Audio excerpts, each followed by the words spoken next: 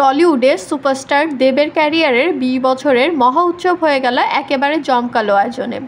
রঘু ডাকাতের trailer launch থেকে শুরু করে একের পর এক নায়িকাদের পারফরমেন্স সব কিছুতেই ভক্তরা মেতে উঠেছে। কিন্তু এই উৎসবে একটা বড় প্রশ্ন, কোথায় ছিলেন লেডি সুপারস্টার শুভশ্রী গাঙ্গুলী? 20 সেপ্টেম্বরের এই অনুষ্ঠানে হাজির ছিলেন নুসরাত জাহান, কোয়েল মল্লিক, শ্রাবন্তী, সায়ন্তিকা, পূজা ব্যানার্জি সহ টলিউডের একঝাঁক তারকা। দেবের সাথে রোমান্টিক নাচে মেতে উঠলেন তারা। দেবের 2 দশকের যাত্রার সাফল্যে তারাও ভাগ নিলেন আবেগের সঙ্গে। কিন্তু আলোচনায় এলো একটাই বিষয়, শুভশ্রী গাঙ্গুলীর অনুপস্থিতি।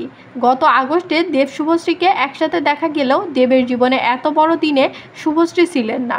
ভক্তরা তাই প্রশ্ন তুলছেন, কেন অনুপস্থিত শুভশ্রী? এই দিনটিতে কি তার থাকা উচিত ছিল না? আপনারা কি মনে করেন, দেবের 20 বছরের পূর্তিতে শুভশ্রীকে না দেখা এটা কি ঠিক হলো? আপনার মতামত অবশ্যই কমেন্টে জানাতে ভুলবেন না। আর ভিডিওটি ভালো লাগলে লাইক, শেয়ার আর সাবস্ক্রাইব করে আমাদের পাশে থাকুন।